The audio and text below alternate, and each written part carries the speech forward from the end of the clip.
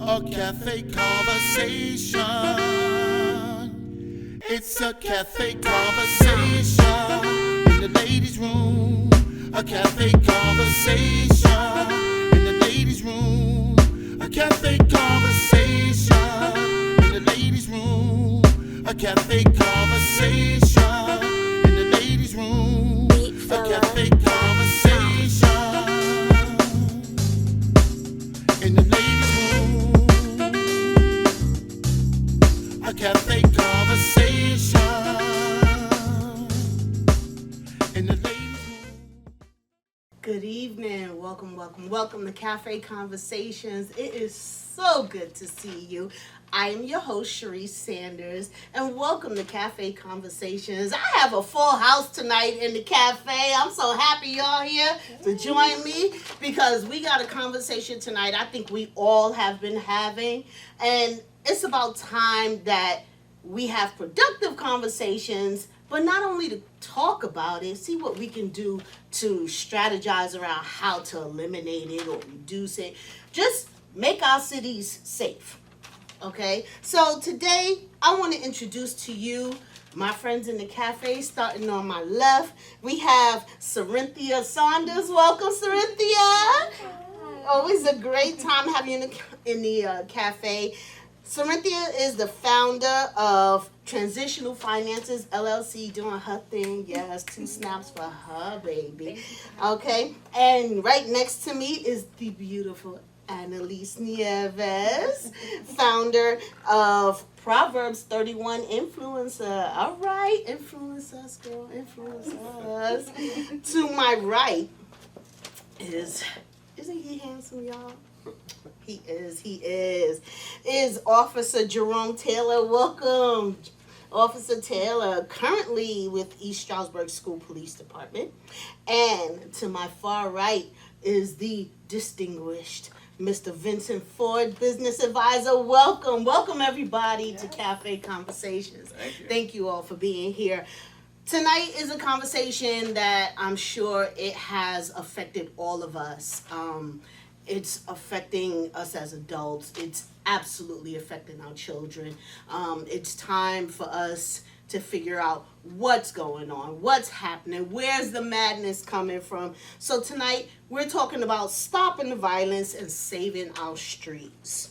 Just a little background information. You probably already know this, but I'm gonna extend it anyway.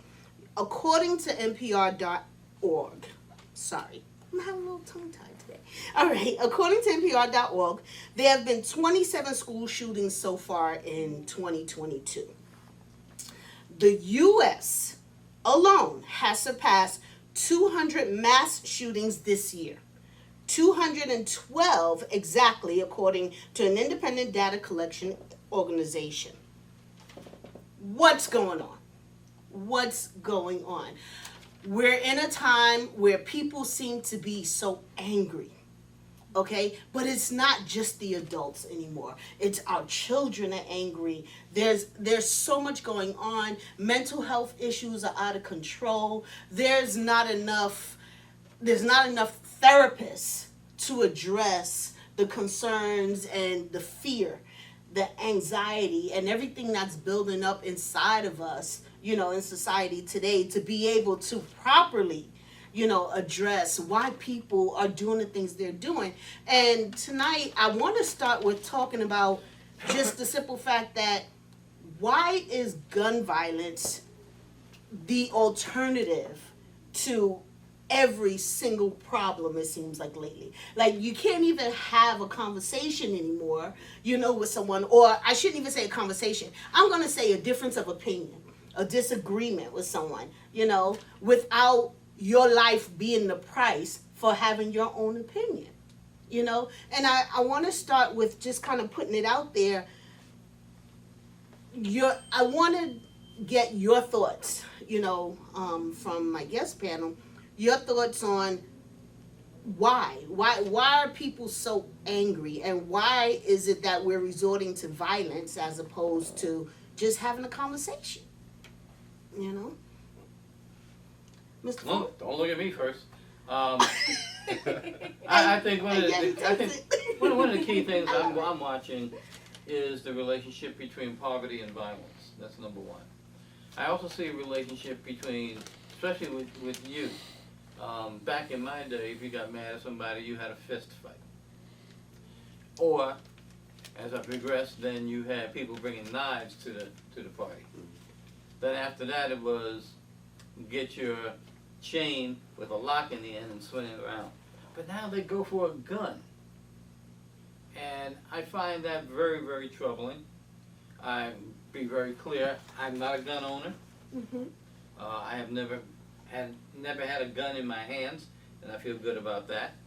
And I don't see a need for why citizens need their own guns. I'm sorry, I don't believe that the best way to stop a bad guy with a gun is to have a good guy with a gun. I think that's BS. We have to do something else, and it's not arming everybody, in my opinion. I think a lot of it comes down to self-entitlement as well. Like you said, if you have a conflict with somebody, there's no talking it back and forth. If I had a conflict with you, I can't sit here and say, Mr. Ford, listen, we need to talk. Now you have youngsters coming at it, meet me at the park. I see it in the school, meet me in the bathroom, meet me after class. Mm-hmm. Or some kids don't even care. They fight in the classroom. I mean, we've seen YouTube videos before. Yes. And then it takes it a step further when you have a leadership role fill in or step in, either an administrator, principal, or a police officer step into that room, or security, and now they're forced with either, saving Mm-hmm. everybody's well-being and intervening, or, become the next YouTube sensation for putting your hands on the kid, separating it. Because next thing you know, it goes from, well, that kid was fighting this kid and pulverizing this kid, to now it's, well, that adult grabbed a kid and shouldn't grab that kid that way. Right. So you have both ends of it where you don't know where you're going to address it and attack it. But then let's go back to the streets. If I'm patrolling, I've had it twice, 2 incidents where a guy pulls a gun out. Broad daylight, guy pulls a gun out on a female. Female gets into this incident, everything gets, pretty much passed, and we do the whole search, we find the guy, whatnot. It gets all the way to the DA's level. And the one question he asked me, based off of how I'm going to charge, the one question he asked me was the gun loaded? What difference does it make? Prime example. The way the law is written up, you pull the gun out for what? If I pull a gun out on you, what is that implying? You're going to be in fear. You're going to be, thinking I potentially may harm you, right? Mm-hmm. Right. You're not asking, my man, is that loaded? Right. You're not going to do that. You're going to be, hey, take whatever, do whatever, however you're going to respond. The DA said, well, was it loaded? Wow. Second incident I had, road rage. Same scenario. Road rage incident, guy's following his van with his truck, work truck, cutting in, cutting out of traffic, so you have multiple traffic violations that he's committing, only to what? Stop and cut in front of this guy in an open parking lot, public parking lot, mind you. By the time units get there, same situation. We get the guy out, we find out that he does have a gun in there, he's legally able to have it, certified, he's got his carrier's permit and everything, but then are you allowed to just take it and brandish it Right. publicly like that? Right. Because he's in a road rage incident, and what does he do? Pulls up along the side of the car and goes like this to the guy. So the guy pulls over, and like I said, what are you gonna do? Somebody pulls a gun, you're gonna stop. Right. Fight or flight. Right. You're either gonna fight it, get shot, or take your chances by running and getting shot too. Right. So a lot of the conversation could be, what can we do? But then if you follow the instructions, follow the laws, what is your DA doing? What is your politicians doing? Because now you have it where the law says this charge, and that charge for number one, using, brandishing, showing a gun. But then you come to that part where it's, well, was it loaded? So, he's legal to have it, but we're not going to do anything because it wasn't loaded, or we don't know it's loaded. Right. Because now by the time you actually catch up to the person, they can empty their magazine, they can take it out, it could be not loaded when you actually find them, but in the heat of that moment, we're not there to see if it's loaded or not. Because if I'm there, I'm coming as a police officer. You have a gun in your hand and it's out, what am I doing? Exactly. I'm acting as I was supposed to. Right. Yet, here we are in this situation where that's a double-edged sword too, because now you have to, as a police officer, almost take an extra second to think, Well, last time I had this case, the DA said, is it loaded? So do I hesitate? You see what I'm saying? So at what point then do we stop and go, okay, it's safe for me to pull out or it's not? Because opposite of Mr. Ford, I do own. Mhm. You know, I am licensed, Yeah. to carry. I don't unless I'm out by myself, late, and also depending on certain areas. Yeah. Because one, I am a female, two, I'm a black female, Yeah. and certain areas I am not, particularly welcomed, so for safety reasons, I do carry in my car, and I've been told that, well, technically, you can't have it under your seat out of, Unless you have your permit. exactly, you can't have it on the seat, when It has to I be- get stopped. Magazine has to be clear from. Exactly, in the trunk, and the gun itself has to be up here and stuff. But what does that do when somebody walks up to my car and pull a gun on me? What's the point? And I'm not saying I'm looking for that kind of confrontation. I'm just saying, at what point, if that does happen, just as, let's say, cops walk up to my car and say, hey, could you pull over, roll your window down? The first thing I was told was that I'm supposed to say, I have a gun in the car. And in disclosing that I have a gun in the car, do I now go, okay, I need to be fearful of the fact that just me having it, Turn into another incident. a totally different incident, when ultimately all I was trying to do was make sure that somebody else having a gun doesn't in my life, and I think this is kind of transcending over to our kids, what are we teaching our kids, when a child gets to a point where they truly, honestly internalizes and make it part of their every fiber in their being, to believe that when they're angry, the first thing you can do is pull a gun.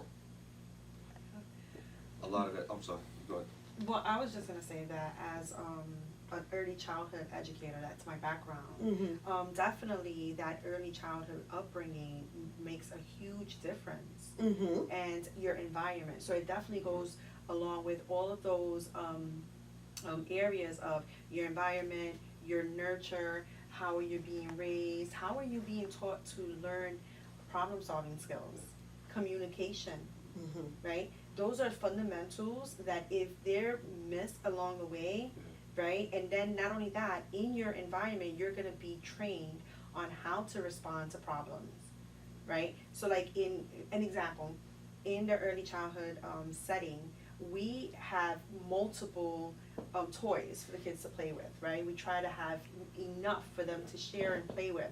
But if a teacher takes away a toy from a child, right, now you're telling them you can't have it until you behave, but how are they gonna learn how to behave if they're not taught, right? You're just taking them away, you're taking the toy away, right? But what you're teaching them is that if you take that person away, the problem is solved.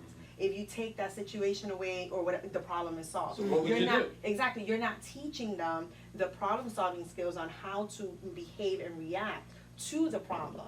And how, because you can control yourself, and you got a self-regulation is huge, and we're missing those key fundamental and just at the early learning stage, and if we don't teach our kids that, and then what happens is that you have a lot of families, a lot of parents. I actually suggest for every parent to take a parenting class. Why? Because I benefited from that as an early childhood educator. I didn't know certain things, but as I was learning, I was like, wow, okay, so this is why the child does that, right? And now I'm able to nurture that and teach them right from wrong, and teach them how to get along with others, how to share, how to, right, live in society. Coexist. Exactly, coexist. So we have those issues. So like you said, our children are now stretched. They're feeling the pressure of whatever situation is happening, and that's I for me as an educator from my background, it goes back to education, not necessarily public school, but I'm just saying in general, as a village, how are we going to work together to help them?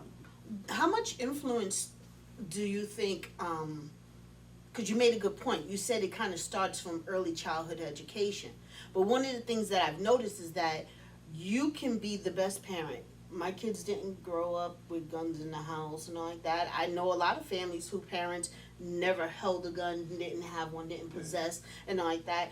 But their kids, once they were old enough to make and create their own social sets, now go, well, this is what I have to do because my social set, my environment outside of my house dictates that I have a gun, or I have a firearm, or I carry a knife, or I carry some kind of weapon.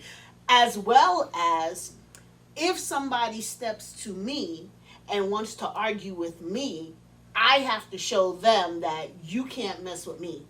You know, I can't be messed with. So I now have to prove not only to you, but to everybody else, so that you don't make me look like a chump, that you're going to be dealt with. So instead of me throwing my hands up and we having a fight, I'm going to shoot you. Yeah. So that's it. End of story. I think one of the reassurances to that thinking for some youngsters is that what we see glorified in the news, especially when it comes to the legal Agreed. setting. For instance, most recently, Kyle Rittenhouse. Mm-hmm. Young man grabs a gun, 17. does what he does, and then you come to a federal trial and he's Walks let go. away. So when you have other youngsters, young adults, and they're saying, you know what, if I get this when I'm 18, I can do this. Because if I put myself out there to say I'm helping or I'm doing this, I can still say I'm justified if I'm scared. Right. And here's my retaliation. Right. You know, but you put yourself in a bad situation that, as a young mind, you're not seeing it through binoculars, you're looking through glasses. So you see the short, not the long. Right. And now you're in that situation that a long consequence comes to your face, and you're only acting from what you thought was reasonable and not taught. Like you said, home life needs to be a foundation to educate this. And I'm not saying every home has a dual family, dual setting, mother and father, but it has to be something concrete to teach at home. You know, did I have the best upbringing to put me here where I'm at? No, but I had common sense, and I was a Navy baby, so Navy built me. I always say I was made in the Navy. Okay. And now I'm here and I blossom out, I have a family, the whole nine, and I bring those values back down. I don't put my personal beliefs onto my kids, but I tell you right from wrong, factuals, factual-based things. You can't go out in the street and say you're gonna smoke cigarettes. Number one, you're underage. Right. You come of age, your choice, you deal with consequences. Gotcha. You can't go out there and buy a gun until you're this age. You do anything else other than that and you do it before, consequences.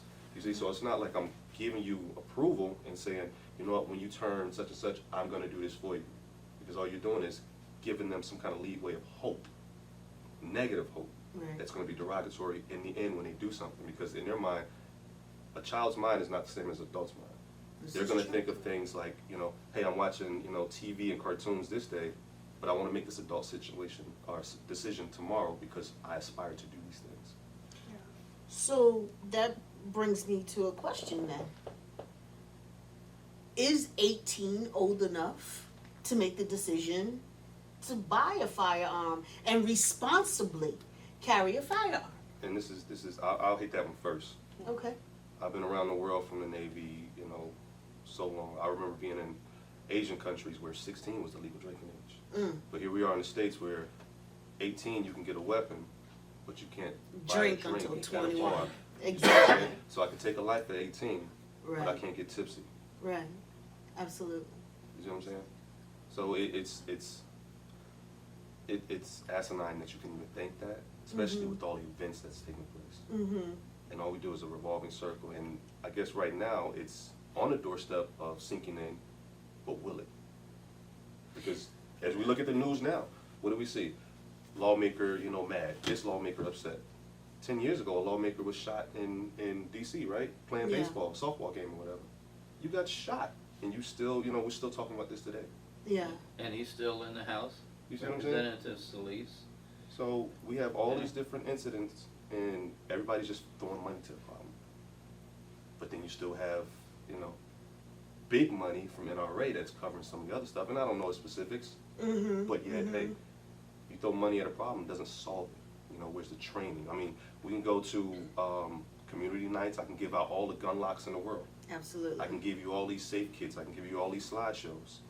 But you take that from me, put it in your car in the trunk, and then go home and not educate your kids. Yeah. So then when they come to me in a school setting now, it's like, hey, Johnny, what are you doing? You got your hood on, you got a face mask, and your backpack with you, roaming through the halls. When in school now we have to be enforcing your backpacks, no locker visits, face masks. Face mask is, by choice. Hoods and hats off. Things of this nature. Everybody's got to be on the same playing field. If you're going to enforce it, code of conduct, enforce it. On the streets, same thing. You can't walk into certain stores with a firearm, whether you have concealed carry permits or not. You can't take that gun and go in TSA in the airport and think you're going to fly. Right. So why are we able to walk through Walmart? Yeah. Well, I'm not saying Walmart, because Walmart has its own entity, but why go to the post office? Right. Post office is still a federal compound. Why come to the courthouse? Same thing. Oh, I didn't know I had it. Or I get parents come to the school now, pocket knives, belt buckles with brass knuckles. Oh, I can't have this. If we don't let your kid come through here, why would I let you? So and why do you need it coming to the school? You see what I'm saying? Yeah. Why do you need it coming to the school? I'm here to sign this person out. Okay, take that to your car, come back and see me. Now I got confrontation because I'm telling you the right thing to do, but you're gonna be mad. I'm not, stopping your flavor. Do what you got to do elsewhere, but this is forbidden grounds for that. Yeah. Same thing on the streets. Educate your kids. We're going out like I said, education, like you said. My kids, I had to have a talk with them. We're going inside the store at the mall. Hey, listen, we just left this store and that store and this store. Give me those bags if you're going in. Already, I'm this color. So when we go in, if I'm seeing 4 clerks walking around, and I notice their eyes draw to me, and they start coming this way to the front of the store, what am I thinking? Of course. I'm here to buy and spend money just like everybody else. Absolutely. So I had to teach my kids that. Listen, you just open this soda, don't walk into this grocery store with your soda already. Leave it in the car. You buy something, get your receipt every time. Yeah. Come back out, so that way if you do get stopped, or like me as a police officer, hey, I got a call for this. I don't know what I'm coming to, but now I came here. Did you purchase this? Yeah, I purchased it. Now I got a person that's mad because they feel like they're being unlawfully stopped. Hey, slow down. Do you have your receipt? Let's start there. Okay, you have your receipt. You're justified. Boom. I'll take care of it. Ma'am, they pay for this. Let them go. Yeah. Things go south when you start engaging the wrong way. Yeah. So that's another point. Teach your kids. Take a deep breath. Call your parent. And be hot-headed, yeah. Call your parent quick. Yeah. Let your parent fight your battle. Don't be popping off at the mouth because at the end of the day, a cop's role is to neutralize a situation. Right. Control it, contain it. So if you're getting rowdy, what is that going to do for the masses? That brings phones, that brings other people, that brings everybody trying to figure out what's going on. So that's going to make the cop make a decision. Do I sit here and go back and forth, or do I contain the situation? Okay, now you're detained, or now you're arrested, or now, different steps. So it's just, teach your kids. Control your situation. If you're not with your parent, call them ASAP. If you aren't with your parents, this is how you need to go through these steps. I've done first-time drivers courses with Pocono Mountain East and West and Stroudsburg and a couple other schools. First time teaching them, how to engage with a cop when you first have your, driver's license or your first stop. Have a copy. You sign for your license when you get it that you're going to submit to breathalyzer test or field sobriety test. So now it's nothing new because generally we pull a car over, you have your license, registration, proof of insurance. No, I don't have. I left it back at my mom's house. A parent, I was taking my kid to the school. I left my purse. Okay, keep a copy.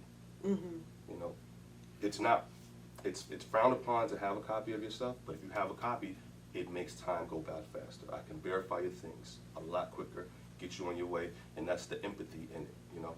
You have a copy of your driver's license, copy of your insurance, copy of registration. Put it right here. That's what I was about to Don't say. put That's it what I tell my everywhere kids. else. I'll tell people, spend the $5, go to Staples, get it laminated. Get it laminated so it's all on one sheet. It's not, oh, well, I have this one, I don't have the other two. Put it all on one sheet, put it right there. So that way you're not going like this. Your hands are right there on the steering wheel. Boom, I got it right here, sir. Do you need it? Boom, it's right here. Flip down, got it, hand it. There's no further movement. There's no other suspicious movements in there. I teach this all the time. Because next thing you know, I tell the kids, you're driving the car for the first time, control your guests. You have your kids want to hang outside the windows and sit there and throw up whatever signs that could be misconstrued by adults. And now you have an adult to a minor situation because that adult thought you were throwing gang signs and now they're coming after your car. Right. Or you're driving down the road and you hit a sharp left, that person flows out, gets ran over by the next car. Or they toss stuff out the car. You're driving, you're the driver, they're your occupants. You're responsible. Just like you're responsible if they're seatbelted. You're responsible. Take control of your car. Wow.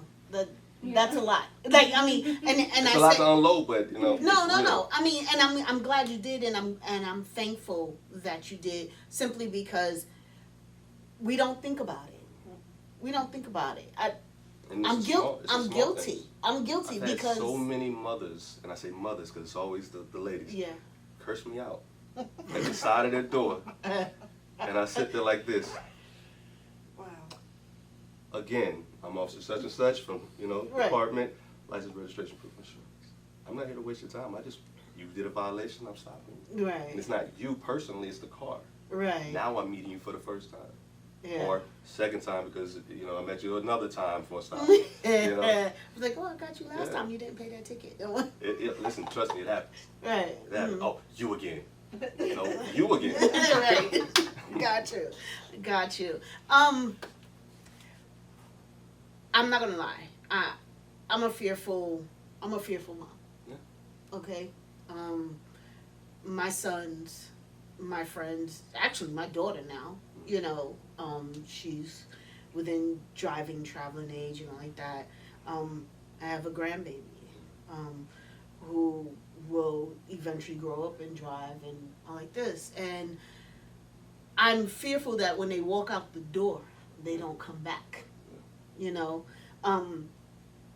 not only because of, encounters with the police possibly, or, it's encounters with anybody. Yeah. Anybody. Like, you can't stand your ground. And when I say stand your ground, just simply be like, there is a line, you can't just come walk up in front of 7 people, and then when we tell you we all were waiting, now you get That's mad. Right, exactly, and there's a confrontation. But and that's why I said entitlement in the beginning. And that's an issue. That's probably another whole show. That's another whole conversation. But you're right, entitlement, because I think a lot of what's happening in our communities is the fear that some people are treated differently in the same situations. You know what I'm saying? Than we are. Yeah, no, absolutely. Yeah. And with that being the case, now our kids are growing up going, well, if my boy Mike gets stopped, he's not going to get treated the same, with the same aggressiveness as, I'm going to get treated with, So it's like kind of one or two situations. It's sort of like you take Mike along to, hopefully the situation will be as bad if Mike is with you, Sometimes or it's not the case. But it's true. Sometimes it's not the case. This is true. What could we do? Starting with the little itty bitty babies. What could we do? On a humorous note, stop telling kids, I'm gonna get him to arrest you. When you pass it up. Ooh. Yeah. Wait, what? When you have babies, I cannot stand it. People have babies and they walk past an officer, or if I'm walking the streets, or if I'm in Walmart, or if I'm somewhere, you better stop acting up. I'm gonna get him to arrest you. Wow.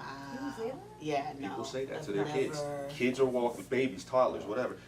Kids do what they do. They're crying, they're acting out. You better hush. I'm gonna get him to arrest you. I'm pretty sure they don't even understand that. Kids don't understand, but now that's fear. Yeah, absolutely. like They're you say. instilling the fear into the children. Exactly. And yes, I have heard that Yeah. many times. It's a tactic. And I sit there and I address it. I'm like, no, ma'am. Hey, You know what's funny about that though, is that You say it instills fear in them, and then later it gets flipped. Yeah. And now they go, well, mommy, I'm going to call the police on you. Yeah. If you touch me, or if you don't let me, I'm going to say you've done X, Y, and Z to me. Question. And It only gets flipped like that if you raise your kids a certain way. Exactly. There's steps in It between. sounds like you didn't show this kid that much love, or they didn't feel that much love to where you're their enemy. Like, I would never call the cops on my mother or my father or any of my Right. siblings, because I know what that would do to them and how it will affect their future and my future, not being able to be with them. Because once you get the law into things, it's a different ball game. So that's between that mother and that child, of her, of the mother and the child actually, fixing their bond and making it work and loving each other. So that part is different. yeah. But I have a question though. Go. So you said the rights of, you have to know the rights of how to treat a police officer. Yeah. What do you do in a situation when a police officer is, I'll say, following you? Me as a young black lady, I drove an Audi A5 and I go into different neighborhoods. Yeah. And cops stop me as, a cop gets behind you and you start shaking. It's like, oh shoot, I don't want to make a wrong move. So you try to get out the way, take a turn, they take a turn. You go down to the stop sign, they're right behind you. You take another turn, they're right behind you. Now you feel like you're profiled. Yeah, now I'm feeling like, oh shit, I called the police on myself at one point. Because cops were chasing, well, not chasing, but he was following me. And I don't even know where I'm going. And then you don't want to get on your phone to put the GPS on. Because, Making movements. Yeah, make movements. What do you do in that situation? I called the cops. So I was like, I feel like I'm about to have a panic attack because this person is following me. I don't know where I'm at. I'm just following the flow. If I get stuck out here, I don't know who to call. And the biggest thing I'd say is do what you did. 911. 911 is just keep moving. Don't speed, don't accelerate. 911, put your blinkers on in a safe area. Don't just hit 911 and then, I'm gonna Pull stop right over, here. yeah. It's pitch black, there's no lights or whatever, Yeah. it's nighttime, or even daytime. I'm gonna pull over to some random, side road. No. Keep going with your hazards on, pull into the gas station, pull into the, CVS, an open lot. Because, it happens. However, Cameras and I will say witnesses. every officer is different. Absolutely. You have, Agreed. Agreed. And I can't say I'm the best officer in the world, but not everybody has that empathetic mind like I do. For instance, I'm traveling the road, I see a car like yours. It may be suspicious in that area, so what would I do? Boom, radio it. So maybe it's a lag in the, airspace, so maybe your information is not coming back in time. So I will follow. I'm not on your butt or whatever, but I will follow and trail until I get that information back just based off of what I've seen. So maybe you went through a stop too quick, you didn't stop all the way, and I'm like, okay, that's enough probable cause, but let me run the information first. So I give it the dispatch out. Maybe it's a lag. 2-3 blocks later, you're still going, and maybe you speed up, maybe you slow down. If you feel uncomfortable, dial 911, just leave your phone open so they can hear. Hey, listen, I'm being followed. I don't know if this cop is, going to stop me or not, but at least it's an open airway. So that way, if you do get stopped, unmarked or marked car, that cop's coming up. Hey, this is the car, so maybe 911 operator has that information that, are you, driving such and such car? Well, they just called out in your vicinity, and now, hey, boom, that is an officer. He is stopping you. Keep the line open, for your safety too. If you feel sketchy, anything that's suspicious about the stop, protect yourself by making another phone call. Is what I'm saying. Okay, let me push back. I hear the theory, but let me give you the reality. So I had a policeman. I was in Orangeburg, South Carolina, and I'm driving. I had a workshop that I was doing for the school district in Orangeburg, and I'm on my way back to the hotel, and the police is behind me. Now, it's dark. I'm in an area that I don't know, so I use some of your techniques. I kept driving with my flashes on, told them, we'll put my hand out, and I drove, what probably was about a mile before I came to a store called Piggly Wiggly. Never heard of it. I thought I was in Down the south. twilight. Yep. Down So I south. pull into the parking lot of Piggly Wiggly, and now I have another police car coming directly at me, and the guy behind me. He comes to my door, gun out and ready, pulls me out of my car, throws me to the ground. I have a knee in the back of my neck. I am now arrested and charged with, of all things, murder. Wow. Oh my God. Because this was the time that Susan Smith killed her kids and said that it was a black man that did it. Mhm. So as far as the cops are concerned, You they fit the just, description. I fit the description. I happen to be black. Yeah. Now, I did with some of the things you said. I drove until I got, but all I did was got me in deeper trouble. And and personally, I'm an older guy. I feel personally uncomfortable ever calling 911. I'm now calling the enemy about an enemy. Yeah. So, and that's how I grew up. Mhm.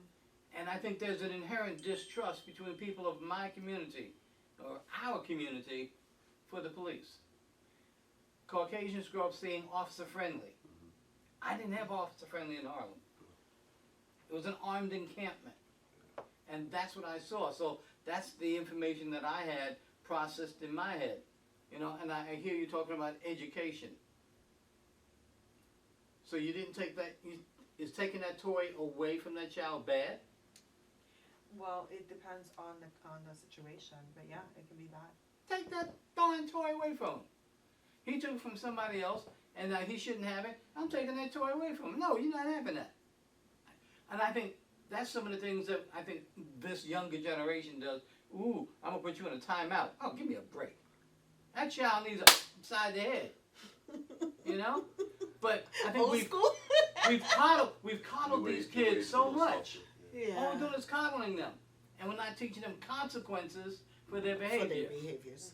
And that to me is And then a the- bigger but problem. And the behaviors tend to grow and to the point now where it's like they're killing other kids. Like even down to school fights. Let's take guns out the equation.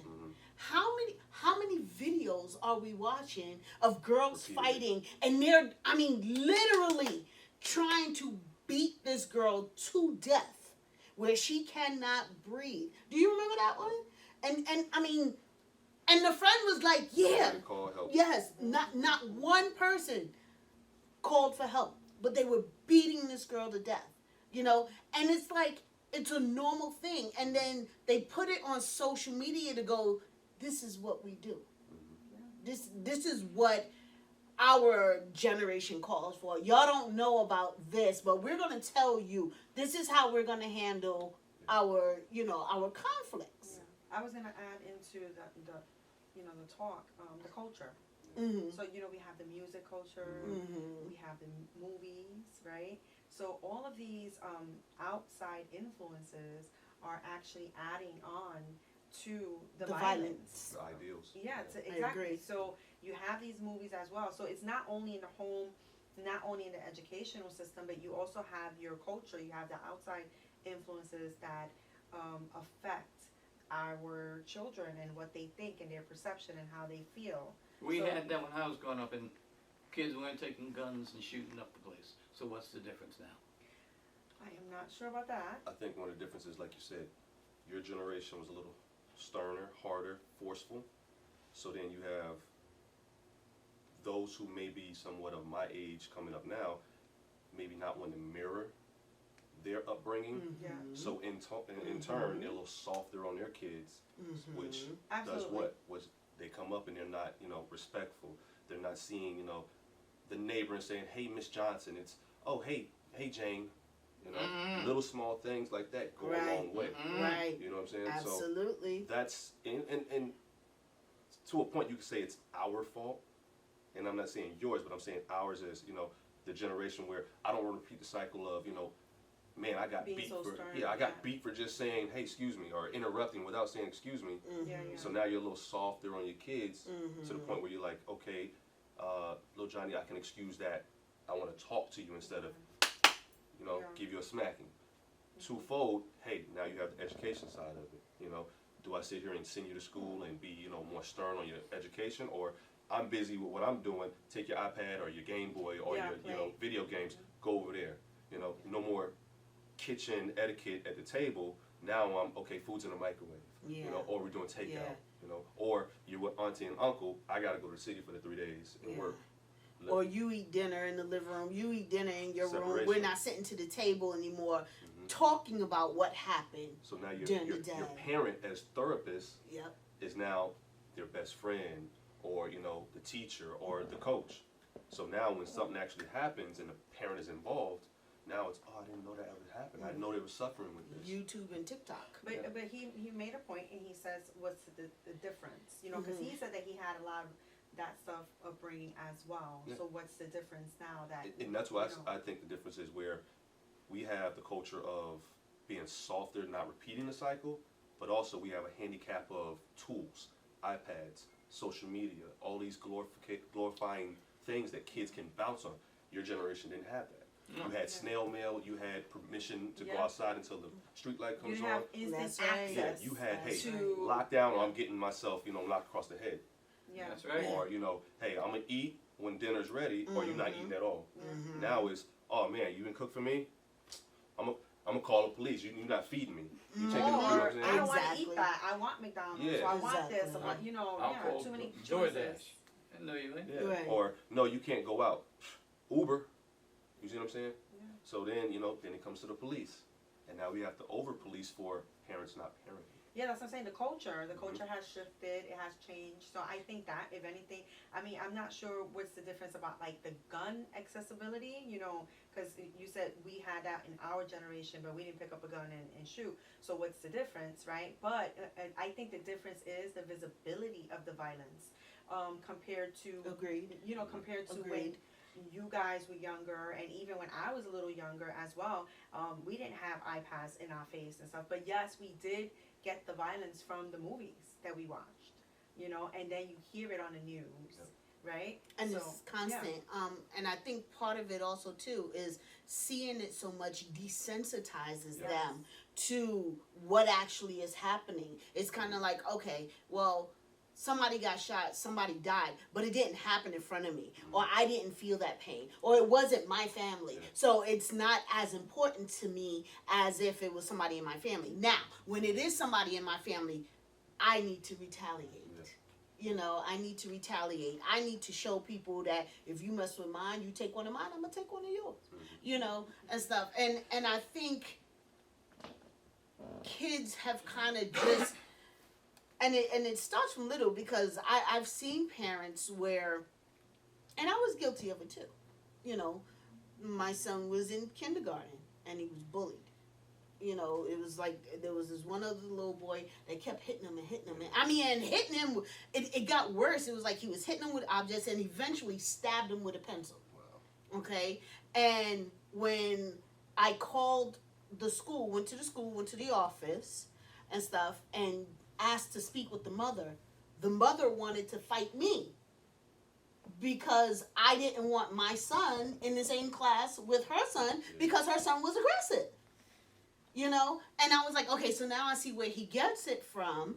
And then there was one last incident where finally I just kind of was like, okay, well, if your teacher's not going to do something about it and nobody's going to do anything about it, then what I need you to do is you pick up something, you knock the hell out of them, okay? And then you tell them to call your mother, And when that happened, she now wanted to turn around and press charges on me because my son picked up a piece of wood and hit her son with it. And I was like, but wait, last week your son stabbed my son with a pencil and you did nothing.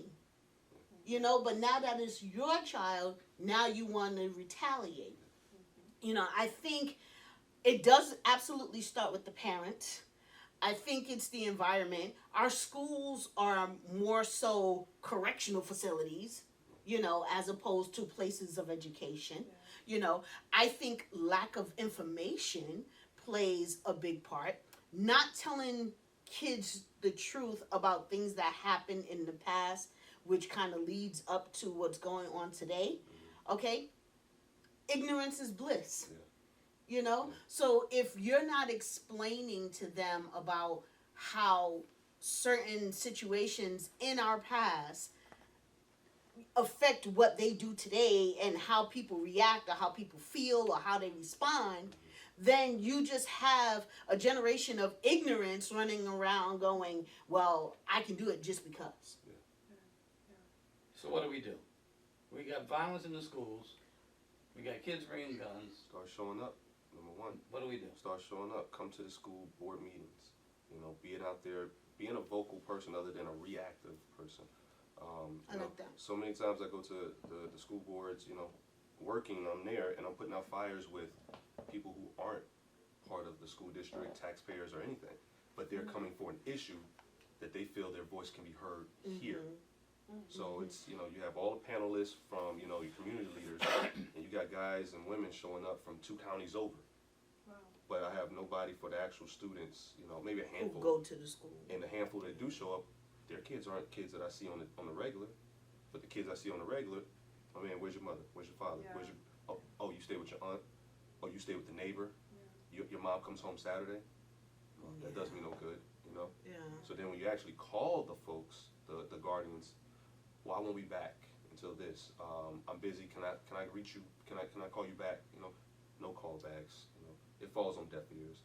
Their kids just a revolving cycle for 4 years in high school, just being a nuisance. Yeah, but it's a cycle. It's a Mhm. family cycle. Mhm. You know, when we really look at it, if there's no change with that generation, then the next generation is just gonna recycle the same thing, right? It's the same cycle going on. Yeah. So what do we do?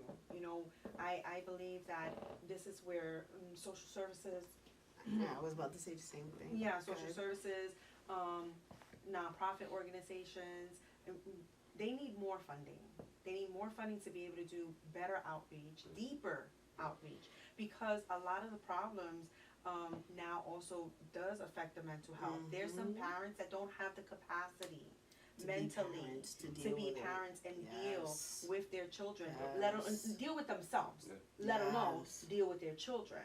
Okay, so these are real life issues that happen, and unfortunately, they do happen the most in low income, you know, Communities of color, communities. Black and brown Yeah. communities. But those people, when they commit a crime, seldom have the word mental health used against them. But if a Caucasian does it, the first behavior that comes, this person must have a mental health problem. I'm tired of that. Yeah. And I admit I'm old and I see things through a different lens, and I get that. But when I watch the news and I listen attentively, and I'm a news junkie, and I listen attentively to how they describe a potential convict. If they're black, pictures up there. If they're Caucasian, nothing. So here's my final question. Why is it that when a police officer does something questionable in our community, pulls a gun on somebody, God forbid, shoots somebody, they won't release the name of the police officer, but they make sure that if a black person commits a crime, their name is released? Why do we hide the names of the police officers? And that goes back to that department, specific departments. Now that's an endemic situation in police officers throughout these United States. They don't release the name of the police officer. Why not? Should they? They should. And I'm a cop, so. I actually think they should refrain from naming anyone, because you're supposedly innocent until proven guilty. So I mean, that's just my opinion, right? But You it know, goes, you can say, oh, you know, a Caucasian person shot up, blah blah blah blah blah, and that's it. Leave it there, you know, and let that person go through the system, go through right now. But if it's a high profile case, or if it's a case where you think there might be, it's not isolated, and there's multiple, like, oh, this person is a serial, you know, killer. Now you could put up the information, because there might be other cases attached to that. But I'm in favor of, like, just report what happened, don't name any names, and let the person go through the system. Because why name police officers, why name people, unless it really has to be?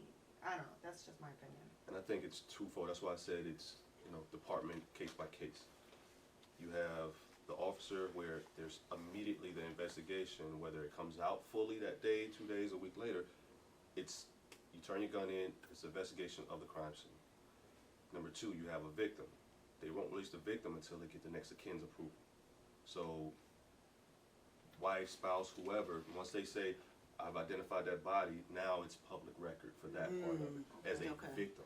Okay. So, for that aspect, even if you can't, identify a next of kin right away, sometimes they say, okay, well, in the wallet is this. We're looking for any next of kin for Jane Smith or John Doe. So that aspect may be possibly why that comes out so rapidly. The officer side, like you said, innocent till proven guilty, whether black, white, obviously we know there's some differences within that, but there's the investigation part. So if that officer, let's just say it's me, if I'm at Pocono Medical, well, Lehigh Valley, and I'm doing my blood draw now, my gun's turned in, I'm in the middle of the investigation, they release my name, I'm a public figure. Yeah. Half the people know where I live, where my wife works, where my kids go to school. So next thing you know, anybody that's angry is probably going to be like, you know what? I heard he lives over here. Yeah, he lives over there. So now, what do? They're going to bum rush my house based off of whatever story allegedly gets out ahead of time. So that could be twofold, where now you just engage, possible, fatal incidents on more innocent family members, if that makes sense. Yeah, I hear you clearly. But I'm not saying that's an answer for all. Yeah, no. Yeah. But the flip side of that is, a person commits a crime, his name is released. Let's say he robbed the person. Now, what stops the other family saying, I'm gonna get my revenge because I know who did it. Mhm. So it's got to be both ways. I agree. Yeah, Because I think we the identity. That's why. we protect the police, I think, way too much. Way too much. They get away with so much, and now I'm asking the same group to police themselves. That's like asking the Vatican to police their police. I mean, their priests. They're priests. It ain't happening. You're right. Yeah. Sorry, I've taken up enough airtime. I mean, I think it's a hard situation, and one conversation won't solve the world's problems, but the conversation needs to be had Absolutely. in multiple places, multiple times, with the same people, with different people, Different levels. whatever the case may be. Right, exactly. And it needs to start in your living room, in front of the Yes. television when you're watching that story about what happened. Don't just watch it with your kids and let your kids develop their own, ideas of, Explain. oh, okay, cool. Yeah, have the conversation. Be like, why do you think that person reacted like that? And do you think that's right? And this is why I say explain it factually, not based off of your own stigma or your own beliefs and things. For instance, like you said, therapy. Growing up in my age, coming up, and I'm pretty sure your age, your age group as well. Black men don't see therapists. That was just the whole. The whole. You got that right. And the same thing with black women. Black women we're told that we have to be strong. We have to stand on our own. You don't go tell somebody else your problems. You handle your problems inside your home. You take care of your family. You take care of your children. You take care of your man. Whatever your issues are, they belong here. Not in there crying on somebody's shoulder trying to help you out. So we grow up feeling like we have to carry the weight of the world on our shoulders, because and call it a cultural thing. It is. It's a cultural thing, but I also think something else might be a cultural thing, and where I don't take my kids to the gun range and say, hey, let's go shooting together because I didn't want to promote that. Many Caucasian families do. Like Actually, many people do now. as More a so. ritual almost. Exactly. It's like, and you see it in movies, you hear it here, and everything. What are they doing? Their 6 and 7-year-olds are learning how to use that rifle. As a rite of passage. Exactly.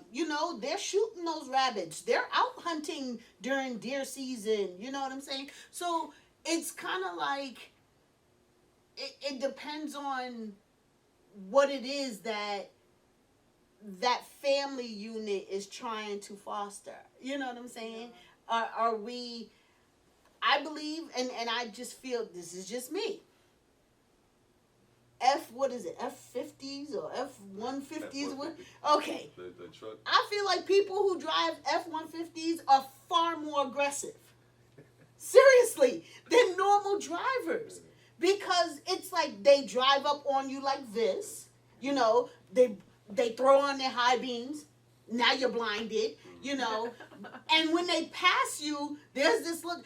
I can't begin to tell you how many times I get cursed out, you know, because it's like you're in a 55-mile-an-hour zone. Yeah. Okay, they want to do 80. They're up behind you like this. I'm like, I'm not driving no faster, so you might as well go around. Okay, and they passing by me.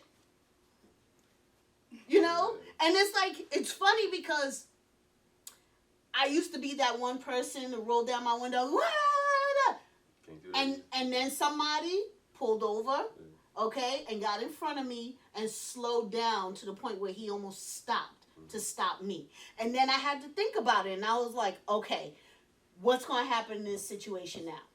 Because now I have a road rage situation. And remember, your magazine is separate from your gun. Exactly. So now I'm pulling an empty gun when his is probably loaded. Yeah. His is probably loaded. So it's sort of like, I know we want to say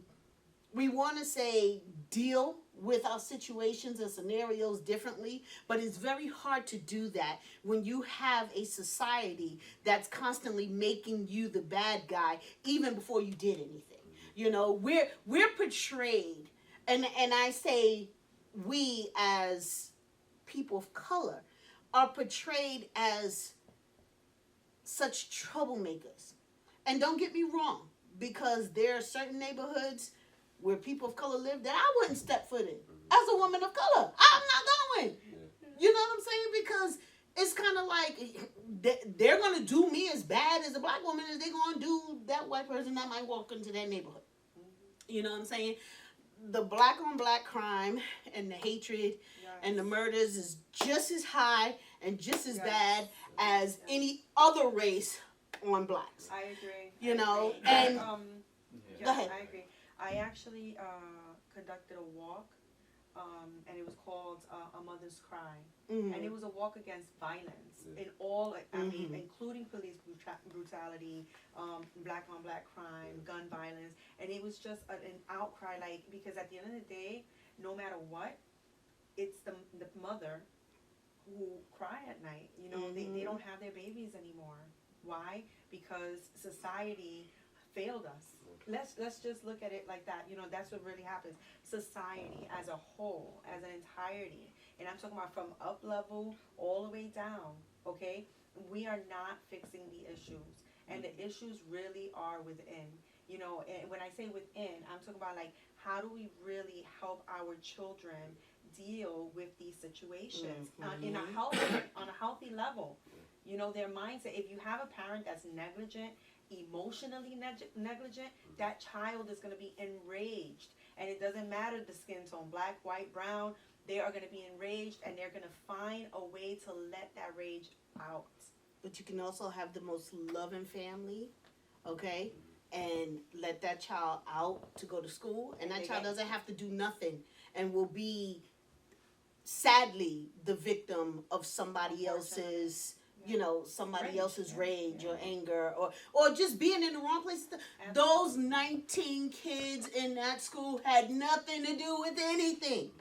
Nothing to do with anything. These kids went to school probably looking forward to lunch. Recess. You know? Exactly. You know, I'm going to go play in the playground with my friends today and stuff. And those kids are no longer here because some other child had an unresolved issue. Yes. And I really honestly believe that's what it was. There was something in that child, and that was a cry for help. I'm not justifying what he did.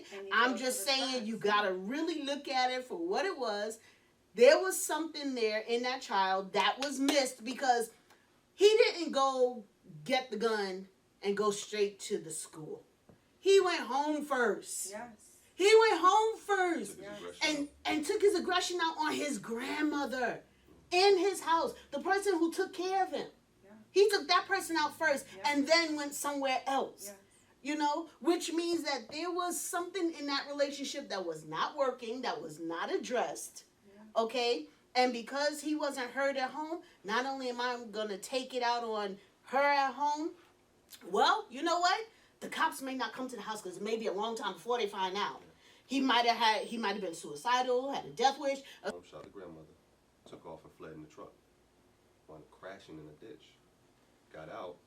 2 bystanders came out of the house to check on him, like most people would do. Hey, you all right? Fired on them.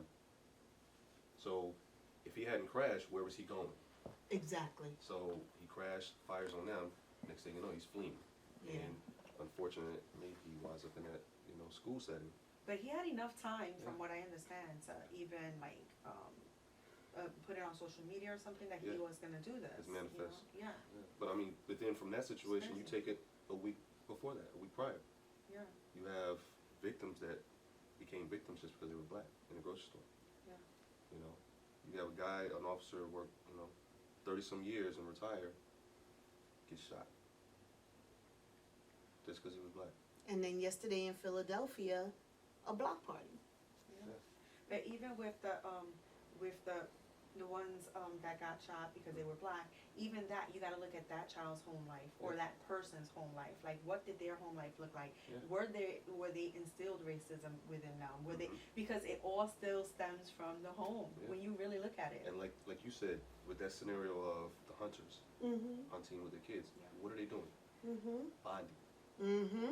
We as colors see it as, well, I wouldn't do that. I'm not Yeah, doing he's that. teaching them to kill, But at the we end of don't the day, know. it's a bonding Yeah. situation with your child. Yeah. So, do we see examples of that?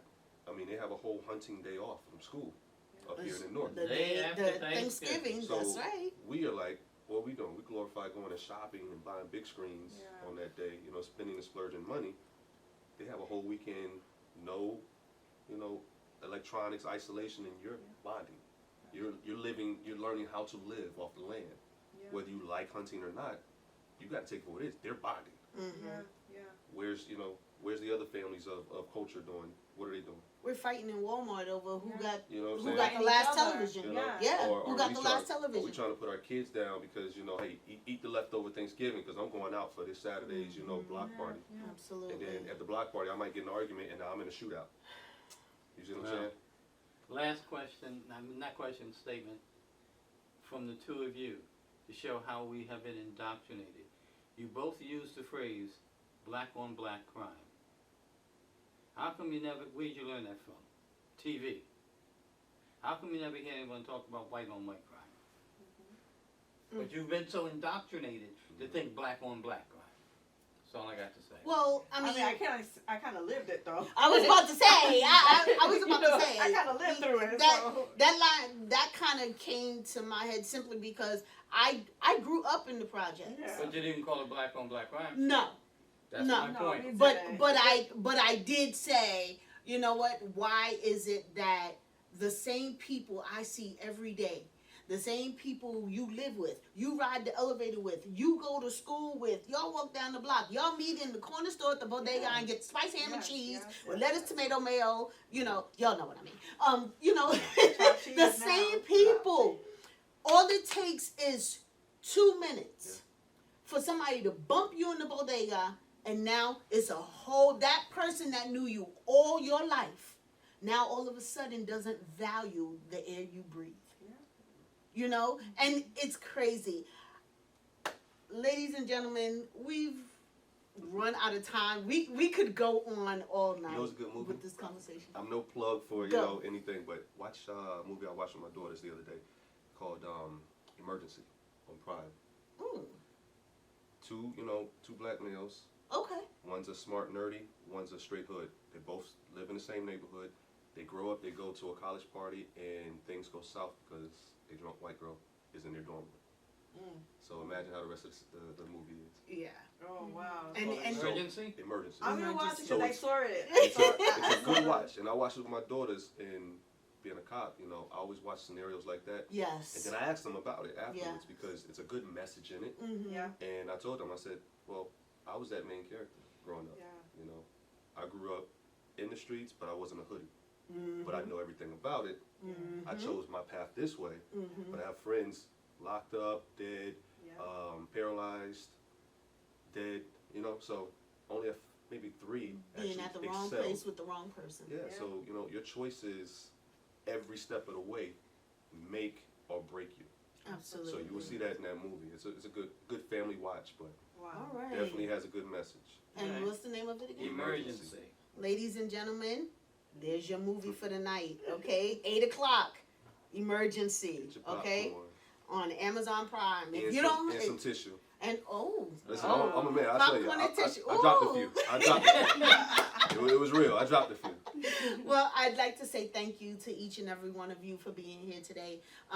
It means a lot because for us to be able to take the time to come together to have this conversation about this means that we're not keeping it a secret. We're not tucking it under the rug anymore and stuff. We're now coming out and saying, listen, it's time for us to make a difference. Definitely. You know, and even though today we weren't able to find a resolution, we were able to bring light to the situation to say, hey, there's going to be another conversation, Yeah. you know, about what we can do in terms of resolution. In the meantime, I pray that you all stay safe, stay well. COVID's still real. Be careful. The numbers are going up again. So, you know, be mindful. Watch your children, pray for your children, and listen to them. Have conversations with them because even though you think they're not saying anything, they're saying a lot. Yeah. We love y'all. We thank y'all. We'll see you the next time in the cafe. Bye. Bye.